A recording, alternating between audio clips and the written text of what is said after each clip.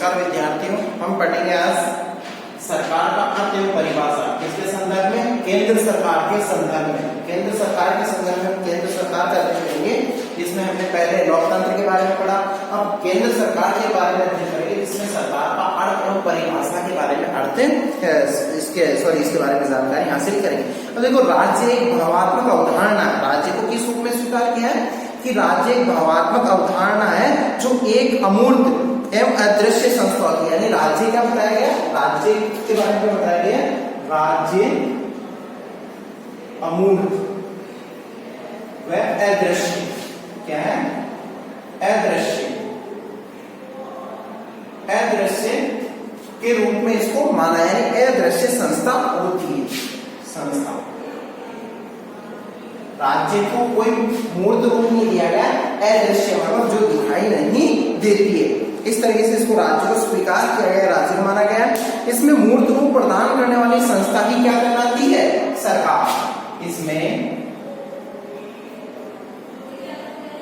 मूर्त रूप देने वाली संस्था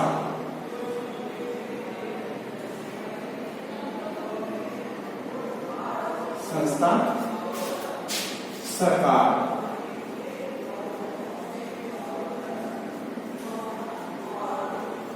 कहलाती है।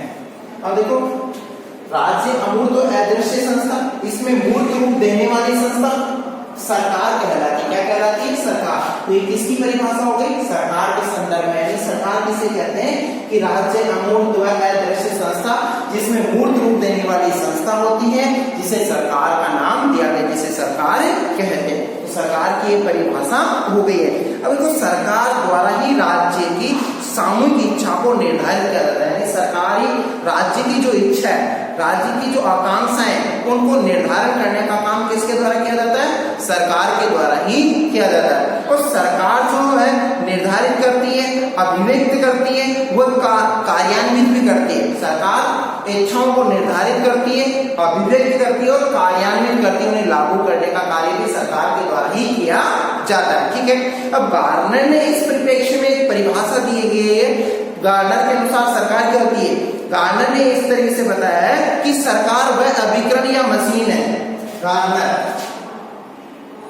क्या होता है? सरकार के परिप्रेक्ष्य में सरकार अभिकरण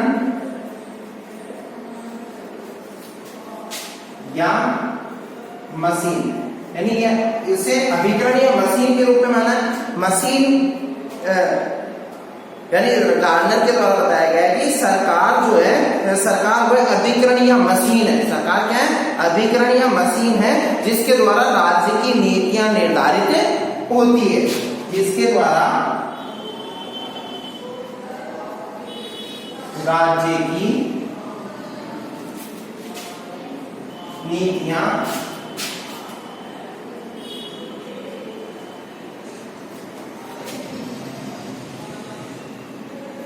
निर्धारित होती है। अब देखो, जिसके द्वारा राज्य की नीतियां जो निर्धारित की जाती है, सामान्य मामलों को नियमित किया जाता है। क्या किया जाता है? सामान्य मामलों को नियमित किया जाता है, सामान्य हितों को उन्नत किया जाता है। सामान्य मामलों को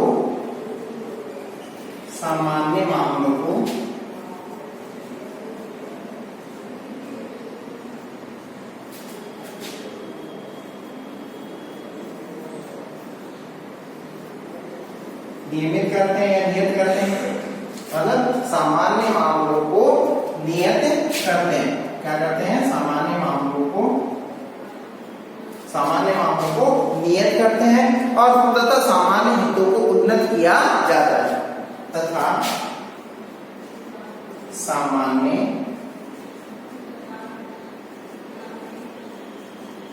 हितों को उन्नत करते हैं। तो ये गार्डनर के द्वारा परिभाषा हो गई कि सरकार अभिकरण या मशीन, सरकार को किस रूप में स्वीकार किया है? अभिकरण या मशीन, जिसके द्वारा राज्य की नीतियां निर्धारित होती हैं, सामान्य मामलों को नियमित करते हैं या नियत करते हैं तथा ये गार्डनर के द्वारा सरकार की परिभाषा दी गई है। ठीक है, अब दूसरी चीज की सरकार के प्रमुख 3 अंग है, यानी सरकार के जो अंग बताए गए हैं, सरकार के अंग। अब सरकार के जो अंग है वो कितने बताए गए? 3 है। कितने अंग बताए गए? सरकार के 3 अंग बताए गए, जिसके बारे में हम अध्ययन करेंगे सरकार के कौन कौन से अंग है। व्यवस्थापिका, कार्यपालिका और न्यायपालिका। पहला है व्यवस्थापिका, दूसरा है कार्यपालिका और तीसरा है न्यायपालिका। अब देखो, व्यवस्थापिका व्यवस्था बनाने का काम कर रही है, कानून बनाने का कार्य कर रही है, यानी कानून बनाती कौन है? व्यवस्थापिका बनाती है, और कार्यपालिका उन्हें लागू करती है। कार्यपालिका का काम क्या किया?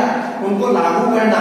ठीक है, और न्यायपालिका उनपे संवैधानिक तौर पे व्याख्या करती है कि वो जनता के हितार्थ है या उसमें राष्ट्र की समृद्धि है या नहीं है। उन सबका विश्लेषण करने के पश्चात उनको कानून को मूर्त रूप दिया जाता है। तो व्यवस्थापिका, कार्यपालिका और न्यायपालिका ये किसके अंग बताए गए? सरकार के 3 अंग बताए गए। अब सबसे पहले हम जो अध्ययन करेंगे वो है व्यवस्थापिका के बारे में अध्ययन करेंगे। व्यवस्थापिका क्या है इसके बारे में हम अध्ययन करते हैं।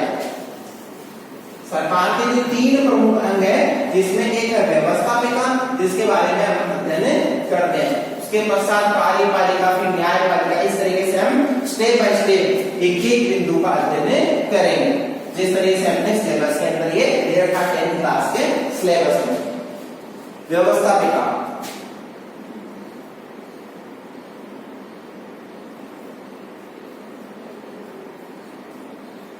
अब देखो व्यवस्थापिका जो है इसमें एक चीज बताई गई है कि व्यवस्थापिका के अंदर सरकार के 3 अंगों में व्यवस्थापिका प्रथम अंग है। ये है प्रथम अंग है। क्या बताया गया इसको? व्यवस्थापिका को सरकार का प्रथम अंग बताया गया है। और भारतीय राज्य व्यवस्था में व्यवस्थापिका का गठन 2 स्तरों पे, इसका गठन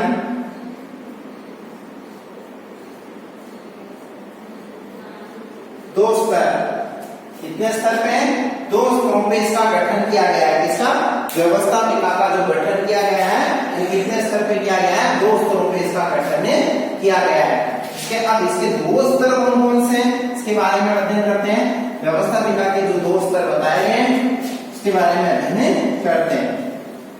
अब देखो, इसके जो व्यवस्थापिका के जो 2 स्तर बताए गए, पहला है संघीय व्यवस्थापिका, ठीक है, और दूसरा होता है राज्य व्यवस्थापिका। पहला क्या बताया गया? संघीय व्यवस्थापिका और दूसरा राज्य।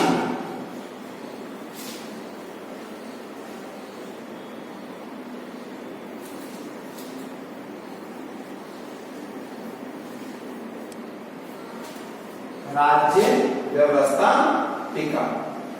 अब देखो, जो संघीय व्यवस्थापिका है वो केंद्र सरकार होती है, राज्य व्यवस्थापिका उसे राज्य सरकार के नाम से जाना जाता है। यानी 2 स्तरों पे शासन व्यवस्था लागू की गई है। व्यवस्थापिका के अंदर प्रथम अंग, इसको प्रथम अंग के रूप में इसका गठन 2 स्तर पे किया गया है। व्यवस्थापिका को केंद्र सरकार के रूप में और राज्य सरकार के रूप में 2 स्तरों पे इसका गठन किया गया है व्यवस्थापिका का। और व्यवस्थापिका संविधान में संघीय व्यवस्था को संसद नाम दिया गया है। और व्यवस्थापिका को क्या कहते हैं? इसे संसद भी कहते हैं। यानी व्यवस्थापिका का क्या नाम रखा गया है? संसद। यानी ये संसद के नाम से भी जानी जाती है। व्यवस्थापिका अन्य किस नाम से जानी जाती है? संसद के नाम से इसे जाना जाता है। और दूसरी चीज, संविधान के अनुच्छेद, संविधान का जो अनुच्छेद है 79, संविधान का अनुच्छेद कौन सा? 79, जिसमें बताया गया भारतीय संघ की एक संसद होगी। अनुच्छेद 79 के अनुसार भारत में संसद होगी। मतलब क्या बताया गया है कि अनुच्छेद 79 के अनुसार भारत में एक संसद की स्थापना की गई, यानी एक संसद होगी। और दूसरी चीज, जो संसद होगी 2 सदनों से मिलकर उसका निर्माण होगा। निर्माण किससे होगा? संसद का निर्माण 2 सदनों से। कितने सदनों से बताया गया है? 2 सदनों से। Number 1 Rajya Sabha, number 2 Lok Sabha. भारतीय संसद का जो निर्माण होगा वो किस रूप में होगा? भारतीय संसद का निर्माण 2 सदनों से, राज्यसभा के रूप में और लोकसभा के रूप में भारतीय संसद का निर्माण किया जाएगा। और इसमें 2 सदन होने के साथ साथ यानी एक संसद होगी जिसका निर्माण 2 सदनों के द्वारा, 2 सदन होंगे तथा राष्ट्रपति, भारत का जो राष्ट्रपति है, राष्ट्रपति भी इसी का अंग होगा। यानी भारत का जो राष्ट्रपति वो किसका अंग होगा?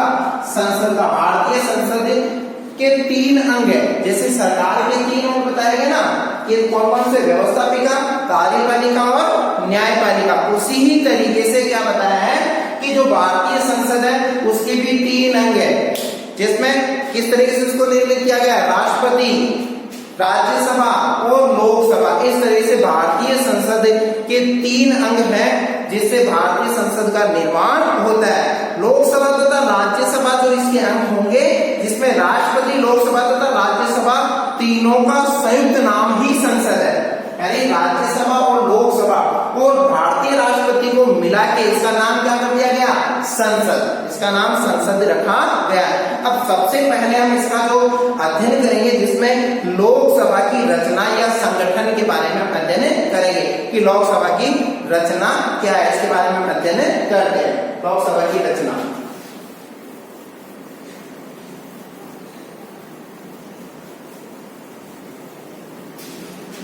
अब देखो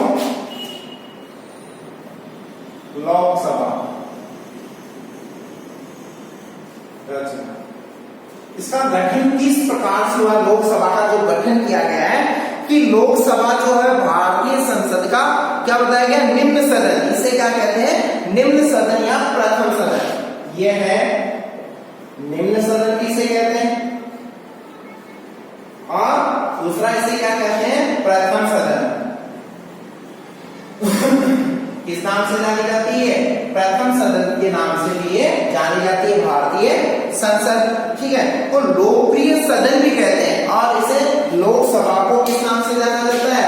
लोकप्रिय सदन के नाम से भी जाना जाता है भारतीय संसद को। तो इसको निम्न सदन भी कहते हैं, प्रथम सदन भी कहते हैं, और लोकप्रिय सदन के नाम से भी भारतीय जो लोकसभा है वो लोकसभा के 3 नाम से जानी जाती है। इसके जो सदस्य हैं वो जनता द्वारा निर्वाचित होते हैं। सदस्य कहां से हैं? सदस्य जनता द्वारा निर्वाचित। कैसे आते हैं? जनता द्वारा निर्वाचित होते हैं। अब देखो जो संसद के जो सदस्य हैं, सॉरी लोकसभा के जो सदस्य हैं वो कहां से आ रहे हैं? ये जनता द्वारा निर्वाचित होके आते हैं। अब सबसे पहले हम इसके सदस्य संख्या की बात करते हैं। लोकसभा के सदस्य संख्या, पहला हमारा बिंदु होगा लोकसभा के बारे में, तो उसकी सदस्य संख्या के बारे में अध्ययन करेंगे। सदस्य संख्या, अब सदस्य संख्या के बारे में इसमें एक चीज बताई गई है कि भारतीय संविधान में लोकसभा की सदस्य संख्या कितने निर्धारित की गई थी? 500। पहले क्या की गई थी? 500 सदस्य निर्धारित किए गए। यानी सर्वप्रथम भारतीय संसद के अंदर क्या किया गया? लोकसभा के जो सदस्य संख्या है वो 500 निर्धारित की गई। प्रारंभिक जब लोकसभा का जो गठन किया गया था प्रथम जो लोकसभा थी उसके लिए 500 सदस्यों का गठन किया गया। इसके कितने सदस्य होंगे? 500 सदस्य होंगे। अब जो ये 500 सदस्य होंगे, लेकिन समय समय पर इसमें वृद्धि की गई थी, यानी समय समय पर इसमें परिवर्तन किया गया। तो इसमें परिवर्तन के साथ साथ इसकी जो संख्या है वो बढ़ने लगी। गोवा, दमन और दीव ये क्या है? केंद्र शासित प्रदेश। तो इनमें जो पुनर्गठन अधिनियम बनाया गया, यानी नए राज्यों का निर्माण किया गया, तो सदस्य संख्या बढ़ने लगी। तो 1987 के अंदर 1987 में ये निश्चित किया गया कि लोकसभा की अधिकतम संख्या कितनी रखी गई? 552। 1987 लोकसभा सदस्य संख्या, अब इसमें जो सदस्य संख्या वो अधिकतम कितनी रखी गई? 552 अधिकतम। लोकसभा में 1987 में लोकसभा में सदस्य संख्या 552, जो क्या रहेगी? अधिकतम। मतलब ज्यादा से ज्यादा कितनी निर्धारित की गई है? 552 निर्धारित की गई है लोकसभा के सदस्यों की संख्या। ठीक है। अधिकतम 530 सदस्य राज्यों के निर्वाचन क्षेत्रों से। 530 सदस्य तो कहां से आएंगे? राज्यों के निर्वाचन क्षेत्रों से। 530 सदस्य कहां से आ रहे हैं? राज्यों के निर्वाचन क्षेत्रों से। जैसे हमारे राजस्थान से कितने सदस्य इसके लिए निर्वाचित होके जाते हैं लोकसभा के लिए? 25 सदस्य निर्वाचित होके जाते हैं। कितने सदस्य जाते हैं? 25 सदस्य यहाँ से निर्वाचित होके जाते हैं लोकसभा के सदस्यों के रूप में। और अधिकतम जो 20 सदस्य हैं वो संघीय क्षेत्रों से। 20 सदस्य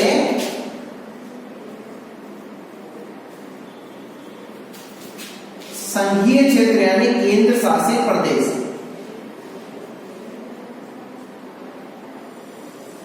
क्या बताया गया? संघीय क्षेत्रों से निर्वाचित होके आएंगे। 530 तो राज्यों से निर्वाचित होके आएंगे और 20 सदस्य कहां से आ रहे हैं? ये संघीय क्षेत्रों से। और बाकी बचे 2 सदस्य आंग्ल भारतीय होंगे। आंग्ल भारतीय। अब जो आंग्ल भारतीय जो सदस्य होंगे ये राष्ट्रपति द्वारा मनोनीत। ये राष्ट्रपति द्वारा मनोनीत।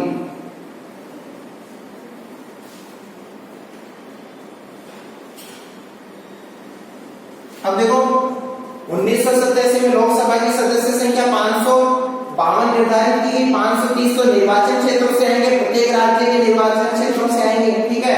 और 20 सदस्य कहां से आएंगे? संघीय क्षेत्रों से, जो केंद्र शासित प्रदेश है। अब 550 हो गए। 2 सदस्य हैं वो आंग्ल भारतीय आएंगे, जो राष्ट्रपति के द्वारा क्या रहेंगे? ये मनोनीत रहेंगे। तो इस तरीके से इनके सदस्यों का जो निर्वाचन है, यानी जो सदस्य संख्या इस तरीके से निर्धारित की गई है। नेक्स्ट बिंदु होगा निर्वाचन। अब हमारा जो दूसरा बिंदु है वह निर्वाचन, यानी लोकसभा के अंदर जो निर्वाचन की जो प्रक्रिया है वो किस तरीके से होती है। अब निर्वाचन की जो प्रक्रिया जो अपनाई गई है भारत के अंदर वह सार्वभौमिक मताधिकार के माध्यम से। लेकिन सार्वभौमिक मताधिकार में क्या किया गया? मतदान के लिए उम्र तय की गई। 18 वर्ष का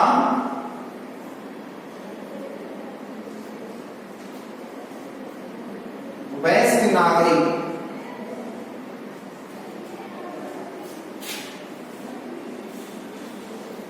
मतदान करके क्या करेगा? 18 वर्ष का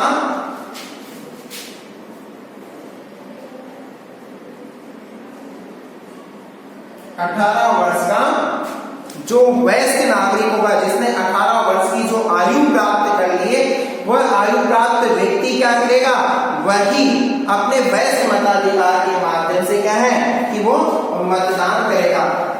यानी सरकार जो लोकसभा के जो सदस्य हैं उनको निर्वाचन के अंदर अपनी भूमिका निभाएगा। 18 वर्ष का वयस्क 18 वर्ष का वयस्क नागरिक मतदान करके क्या करेगा? इस निर्वाचन की प्रक्रिया के अंदर अपना भाग देगा। अब है सदस्यों के लिए योग्यताएं, तीसरा हमारा बिंदु होगा। अब सदस्यों के लिए क्या योग्यताएं, सदस्यों के लिए योग्यताएं। अब सदस्यों के लिए जो योग्यताएं हैं उसमें क्या बताया गया कि सदस्यों के लिए योग्यताएं बताई गई है कि लोग वह व्यक्ति भारत का नागरिक हो। सबसे पहले तो क्या होना चाहिए, भारत का नागरिक होना चाहिए, भारत का नागरिक, ठीक है। और दूसरा क्या बताया गया, भारत के नागरिक के साथ साथ उसकी आयु 25 वर्ष, आयु 25 वर्ष हो। आयु कितनी तय की गई है, 25 वर्ष तय की गई है। और भारत सरकार अथवा किसी राज्य सरकार के अंतर्गत वह सरकार यानी भारत सरकार तथा राज्य सरकार के अंतर्गत वह किसी लाभ का पद या लाभ के पद पर आसीन नहीं होना चाहिए, यानी लाभ का पद धारण करने वाला नहीं होना चाहिए, यानी सरकारी कर्मचारी। केंद्र व राज्य लाभ के पद पर नहीं हो, मतलब भारत का नागरिक आयु 25 वर्ष हो, केंद्र व राज्य में लाभ के पद पर आसीन नहीं होना चाहिए। और दूसरी चीज, वह किसी न्यायालय द्वारा पागल या दिवालिया घोषित भी नहीं होना चाहिए। अगर ये उसके अंदर कमियां खूबियां हैं तो वो क्या नहीं बन सकता, लोकसभा का सदस्य। तो इसके लिए क्या है कि ये योग्यताएं होना आवश्यक है। अगर पागल है तो उस व्यक्ति को लोकसभा का सदस्य नहीं बनाया जा सकता, ठीक है। अब कार्यकाल, लोकसभा का जो कार्यकाल है वो 5 वर्ष तय किया गया है। चौथा पॉइंट है कार्यकाल,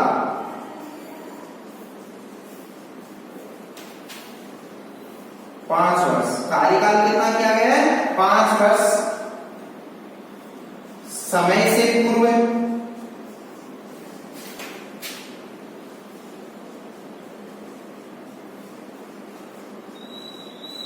समय से पूर्व भी क्या हो सकती है, लोकसभा भंग हो सकती है। और ऐसा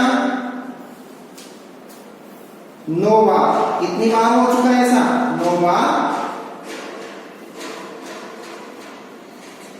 यानी लोकसभा का जो कार्यकाल है वो 5 वर्ष है। समय से पूर्व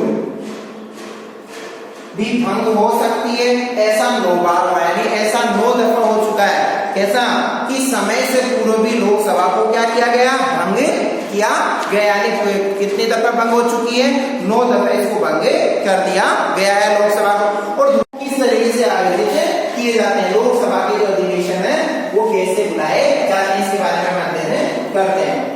लोकसभा के अधिवेशन हमारा 5वां बिंदु हो गया, अधिवेशन। अब अधिवेशन के अंतर्गत ये चीज बताई है कि लोकसभा और राज्यसभा क्या करेगी, लोकसभा और राज्यसभा के अधिवेशन राष्ट्रपति के द्वारा बुलाए और स्थगित किए जाते हैं, बुलाए और स्थगित किए जाते हैं। लोकसभा व राज्यसभा के अधिवेशन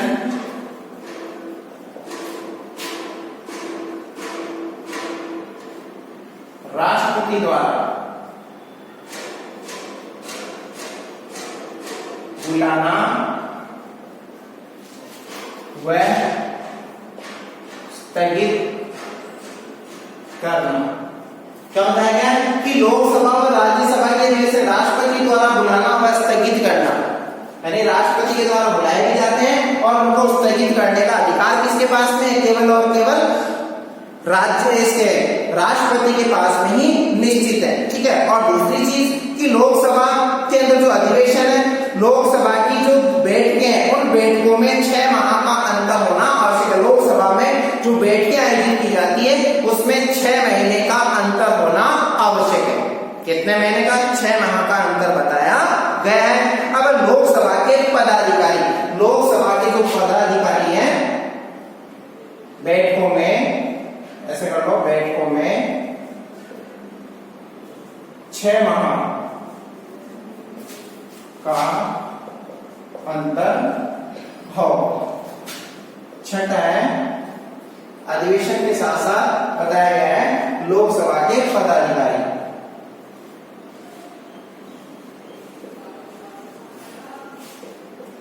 अब इसके जो पदाधिकारी हैं उसके बारे में क्या बताया गया है? लोकसभा के जो पदाधिकारी होते हैं, संविधान का अनुच्छेद 93, संविधान का अनुच्छेद 93 के अनुसार लोकसभा स्वयं ही अपने सदस्यों में से एक अध्यक्ष और उपाध्यक्ष का चुनाव करती है।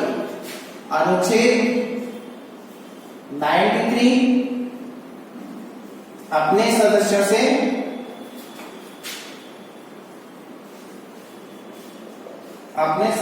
में से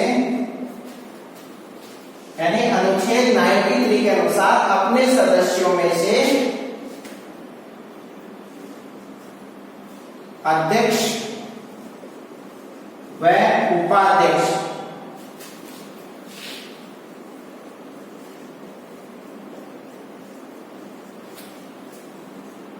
अब लोकसभा क्या कर रही है? अपने सदस्यों में से ही अनुच्छेद 93 यहां कार्य करता है कि अपने सदस्यों में से ही अध्यक्ष व उपाध्यक्ष का निर्वाचन किया जाता है लोकसभा के अंदर। अब जो अध्यक्ष है, अध्यक्ष तथा उपाध्यक्ष दोनों ही को पद से भी हटाया जा सकता है, यानी लोकसभा के द्वारा इनको पद से हटाने की प्रक्रिया किसके पास में है? लोकसभा के पास में ही यह अधिकार है। और बहुमत से इस आशय का प्रस्ताव पास हो जाए, परंतु इस प्रकार का कोई अगर प्रस्ताव लोकसभा में तभी पेश हो सकेगा, कब पेश हो सकेगा? जब इस प्रकार के प्रस्ताव पेश करने के लिए कम से कम 14 दिन पूर्व किसे लोकसभा अध्यक्ष को सूचित करना आवश्यक है कि उसको उसके पद से क्या किया जा रहा है? विमुख किया जा रहा है, उसके पद से उसको हटाया जा रहा है। तो ऐसी प्रक्रिया लागू की जाती है। और दूसरी चीज कि अध्यक्ष और उपाध्यक्ष को संसद द्वारा निर्धारित वेतन तथा भत्ते प्राप्त होंगे। अध्यक्ष व उपाध्यक्ष संसद द्वारा निर्धारित वेतन भत्ते प्राप्त होंगे। मतलब संसद के द्वारा जो निर्धारित वेतन और भत्ते हैं वही प्राप्त होंगे जो संसद ने उनके लिए तय कर रखे। तो इस तरह से लोकसभा के सदस्य, लोकसभा का जो निर्वाचन है वो गठन इस प्रक्रिया के माध्यम से किया जाता है। ठीक है, तो ये इसकी गठन प्रक्रिया के बारे में हमने पढ़ा है। अब हमारा जो नेक्स्ट बिंदु होगा अध्यक्ष की कार्य और शक्तियां, जो हम नेक्स्ट क्लास के अंदर इसका अध्ययन करेंगे। धन्यवाद।